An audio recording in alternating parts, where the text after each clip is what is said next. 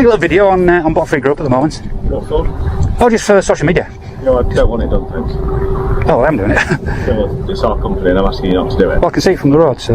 Yeah, well, can you not film, please? Well, I will, but I've also... Call the police for because you're not... Call the police for someone with a camera? Well, yeah, because you've done it to them over there. Yes. And I got my drone as well, so we'll be sending the drone over to get some drone footage, so... You're not doing it? If you're doing 911, not 999, 101, sorry. 999. 999? Yeah, what are you going to report? A man with... Please. Oh, let me hear this.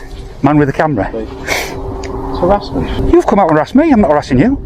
Hi there, and there's just on the industrial estate in Louth, and there's a strange chap walking around filming businesses and says he's sending drones up and taking footage and just, well, being pretty nosy. A worker panics and calls the police on the auditor, branding him as somewhat character just for filming in public. But the auditor is upfront about his purpose and hides nothing, hardly suspicious behavior. Still, curiosity is twisted into being nosy, as if taking interest in a business were a crime. Public photography is lawful, yet ignorance turns it into drama, wasting police time.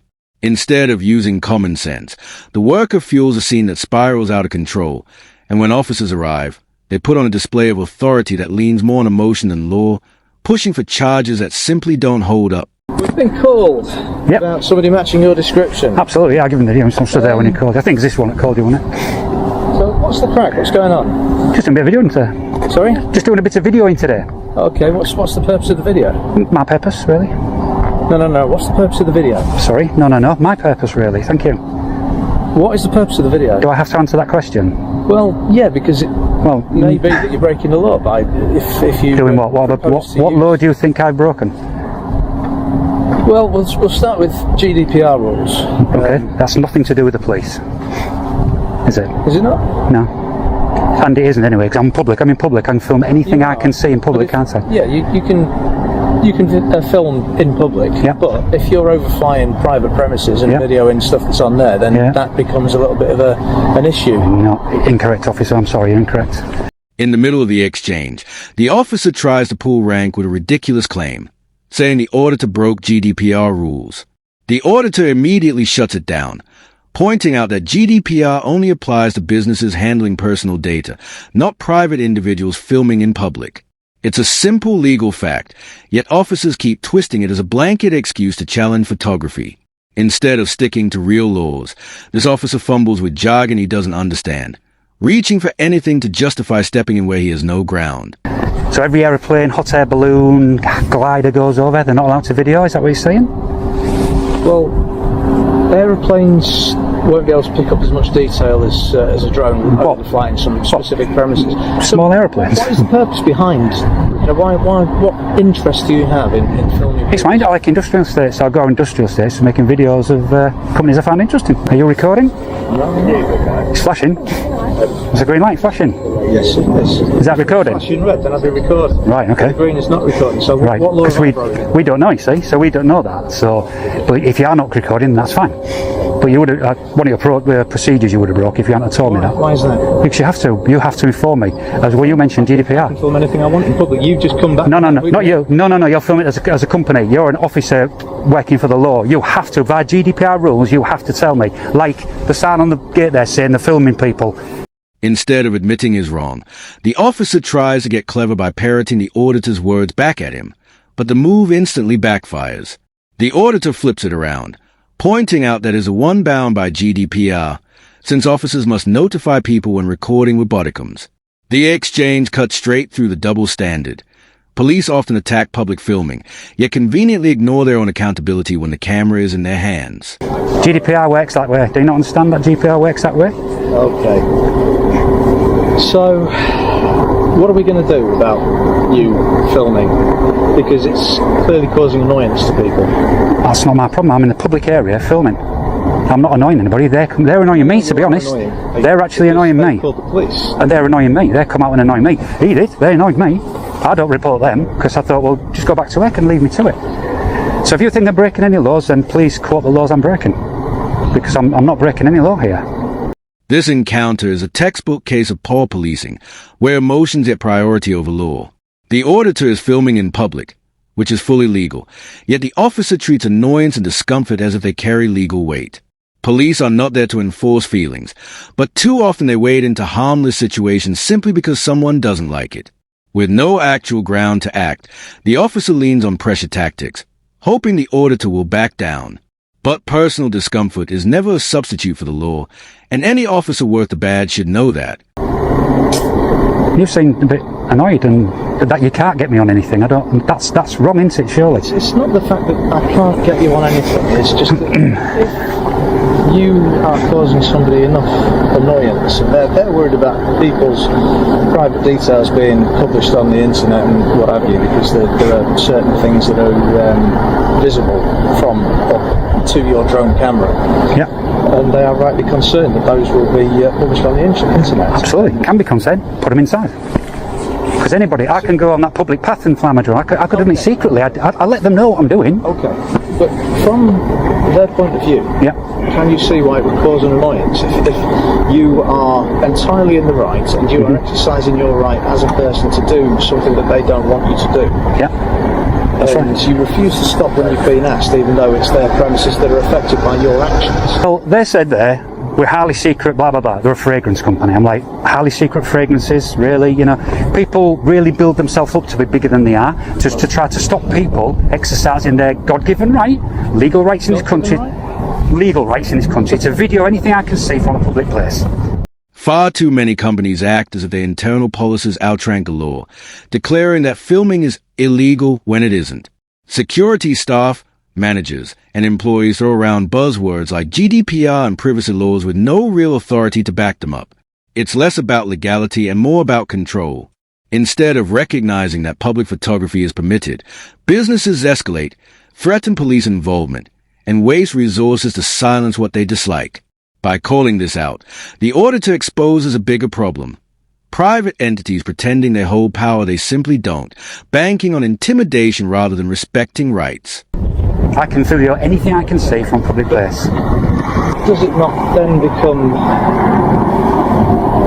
an issue because you can't see it from a public place because your drone is going into a private place to take these images? It's flying over in the airspace which is controlled by the Civil Aviation Authority, and I obey all the laws for flying my drone. Civil Aviation Authority, there's no restrictions for flying in this area, on this estate, wherever, so I can fly my drone free will all over this place. I feel you're annoyed. I don't understand. You're not the feelings police. You've got to remember this. You're not the feelings police. You're here to feel. I'm not the feelings police. I just find it incomprehensible that But you're like him. It's not up to you to understand what I'm here to do. It's not up to you to understand that, is it? If I'm here and not breaking any law, then basically you need to just walk away and let them know he's not breaking any law. Leave him to it. What makes this scene worse is that the auditor has to tell the officer to leave, something that should never be necessary. If no crime exists, there's no reason for police to linger. Yet this officer hangs around out of irritation, not duty. Instead of stepping back professionally, he makes it obvious the issue isn't the law but the auditor himself. It's a clear display of bad policing, using personal frustration as an excuse to stay involved, while rights take a back seat to emotions. if a delivery is out in the yard waiting to be picked up and people's, their clients' details, addresses and what have you are on display. Tell me this, officer. Do they have the right to tell me to stop videoing? I think they've probably got the right to stop you from overflying their premises. No, you're wrong. You're wrong. You're incorrect. I think they probably do. I think you're incorrect. If you look at the contracts when you buy a house, the property you own, then you also own the airspace above it. It doesn't stop at the roof of the house. Maybe you do. That's all a bit grey, but... So if you're overflying their property, then that does become a point where... Right. Can you hear in the sky? Sorry? Can you hear in the sky? There's an airplane flying over. Yes, there is. So has he asked him if he can fly over his property? He's gone over his property. Right as the officer drags out his flimsy argument, perfect timing strikes. A plane passes overhead. The auditor seizes it instantly, pointing skyward and asking, do they need permission to fly over property? In a single question, the officer's logic collapses. Airspace isn't owned by businesses, and just like aircraft, drones flying within legal limits don't need landowner approval. The silence that follows says it all. This moment exposes the absurdity of trying to police the skies and proves the officer never had solid ground to stand on.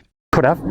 See, what you're saying is a bit silly. I understand what you're saying. People kind of have this thing, they do own some of it. Can your drone fly 20,000 I think things? obviously if they don't want you flying over, you know, like next to their businesses where there's information shown and things like that, I think they're polite, like, you know, so politely have to stop. Obviously, I appreciate you've said it's escalated. If they'd like you to stop, then just want to keep things, you know. But what about my thing? So what about me? I've come here to make videos, and I want to make the video. So what about my thing? What about respect for me? Could just please not get any kind of private information involved in that. Well, that's not on me though. That's on them. You can't. If they've left private information out. If you do publish these videos online, can you make sure that the information is unreadable? I'll do my best if I think it's confidential, but you can't see anything. I'm 30, 40, 50 metres up. I can't even make faces out, you know what I mean? And everybody goes mad about it. It's ridiculous. If a company truly has sensitive material, the burden is on them to secure it, not blame someone for filming what's already visible. The auditor drives this home, pointing out his drone is flying high, 30, 40, even 50 meters up, far too distant to capture faces or private documents. Yet instead of acknowledging that, officers drift into hypotheticals and emotional arguments. With no legal ground to stand on, their reasoning collapses into excuses, while the law itself makes the auditor's position unshakable. What's your name, sir? I don't get that information out, I'm sorry. Do I need to? Think carefully what you're going to say next. I know there's one answer to this and it begins with N. Sorry, the answer begins with? N. N for? No. When I said, do I need to? Well, no, there's not a well, there's no buts to it. It's either a yes or a no. It's open to interpretation. It depends, because if I feel that you've been involved in ASP, then yes, you do. ASP? The ASP? Police Reform Act. What's ASP? Social behaviour. Antisocial behaviour? Yes. When the auditor asks, do I have to, the officer drops a shocking line. If I feel you've been antisocial, then yes. The problem is right there, if I feel. Law isn't built on feelings, it's built on evidence and legal grounds. Section 50 of the Police Reform Act only applies when actual antisocial behavior is proven, not when an officer's emotions say so.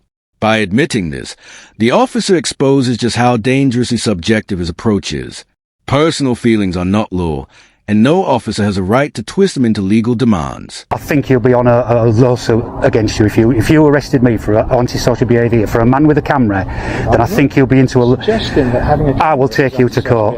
I will take you to court for that. I'm suggesting, however, that you've been involved in an altercation, either one side or the other, and if I decide that that constitutes antisocial behaviour, then I can require you to provide me with your name and address details. You can, if you think I've committed a crime.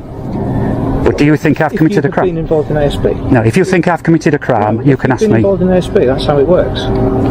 If you think I've committed a crime, if you think, that's right, you're thinking I've been involved in ASP, which is a crime, isn't it? So if you think I've committed a crime. ASP isn't necessarily a crime, but one of the police powers that we have is to request the information from somebody who's been involved in ASP.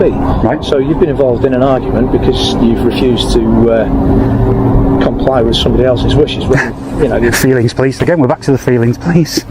This exchange shows exactly how antisocial behavior laws get misused as a pressure tactic, not a legal tool. Refusing to comply isn't antisocial. It's exercising your rights. If the officer's logic held, every disagreement could be treated as a crime, which is absurd. These laws exist to deal with harassment or genuine disruption, not to criminalize lawful actions people happen to dislike. By twisting them into something subjective, the officer revealed poor training and weak legal knowledge, weaponizing vague wording to justify an intervention that never had a legal foundation. It's not feelings police. There has been a confrontation between you and somebody else, Right. okay? Okay. That to me is antisocial behaviour. From his side, correct, yeah. Okay, so Go get their name and address and all we'll information. be going over there in a minute. It's not antisocial behaviour, it's Would rubbish. you like just to provide your details? Obviously, you've said there's been a crime of public order because they've shouted and sworn at you. You don't want to make a complaint. Would you like to provide your details to go on the crime report? At this time, no. If I get home and I feel that I do need to, when I watch the video back and I do feel that it was bad enough, Can I then give you the instant number then? Just to yes, please, absolutely, give me the instant. Yeah, definitely. If you'd like to provide your details. Yep. So I'll write that down. It is. Right, but you won't be getting my name because if I did it anonymously.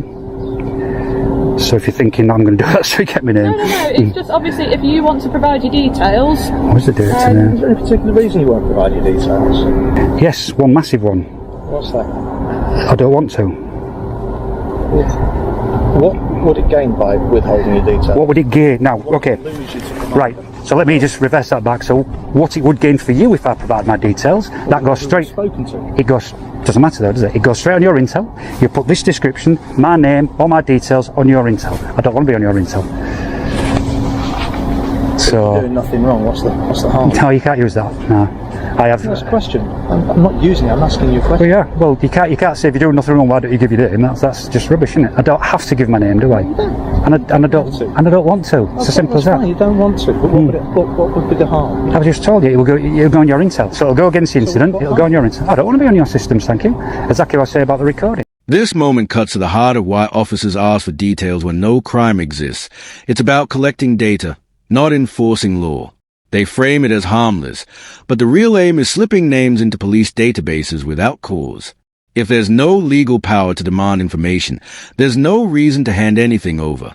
By refusing, the auditor exposes a tactic for what it is, not policing crime, but policing people. Okay, so if you get into trouble, somebody beats you up for the things that you're doing and you won't stop and they ask you to, you get beaten up and then Yep. we come across you.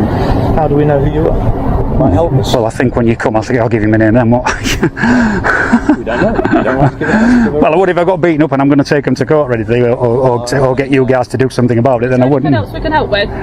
Not for me, no. I don't know if you want to speak to these guys, We'll but have a chat with them over there, and obviously Absolutely. side of things as well. yeah, no problem. Okay. very much indeed All right. for your time. Thank you. Cheers. It's a walk of shame. The encounter finally ends, but only because a second officer steps in, not because the first realizes mistakes. From start to finish, the lead officer showed zero grasp of the law, leaning on feelings over facts and trying every trick possible to pressure the auditor. He falsely threw GDPR into the mix, fished for personal details, twisted antisocial behavior laws, and pushed control over rights. The truth is simple. There was never a crime, never a reason for police to intervene. Yet instead of walking away, the officer escalated, proving once again how often public photography is treated as something police can dictate. It took another officer to shut it down, and that alone shows how badly this was handled. This is exactly why cameras are essential, because without them, encounters like this would go unchecked. That's it for today's video. Don't forget to like, comment, and subscribe, and make sure to check out BP Visit, linked in the description.